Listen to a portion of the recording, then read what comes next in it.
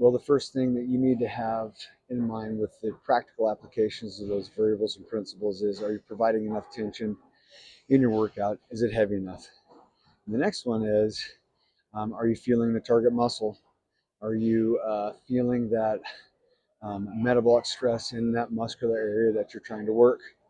And the next thing is possibly rep range. Is your rep range conducive to what your goal is? Meaning, if you're strength training or powerlifting, it needs to be a lower rep range.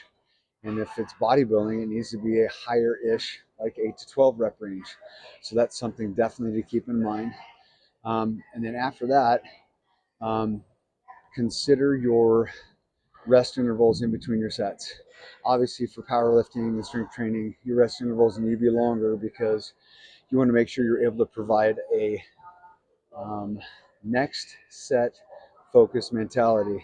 So after you finish, a really solid effort at one set, you should be well rested enough to handle the same effort level, probably the same rep range at that next set.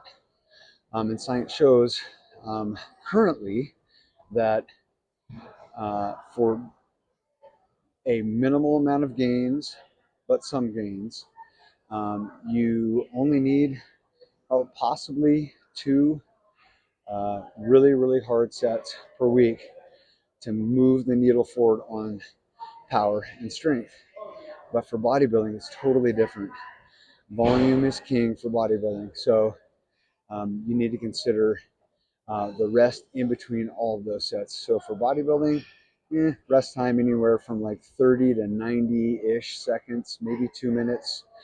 But for powerlifting, heck, it can even be up to 4 to 5 minutes, so that your cardiovascular is recovered also, and not just your target muscular area or the compound area that you're thinking about, whether it's your quads are recovered, but your low back's not recovered from a set of squats. Well, that low back needs to be recovered. Well, quads, hams, glutes, and low back, if it's recovered but you're still breathing hard, then you need to consider taking even more time in between your sets or work on your cardio. So those are some practical applications. I'll get back and talk about some more practical applications, but those are probably the tops. But most of all, make sure it's heavy enough to provoke a change. All right, peace out.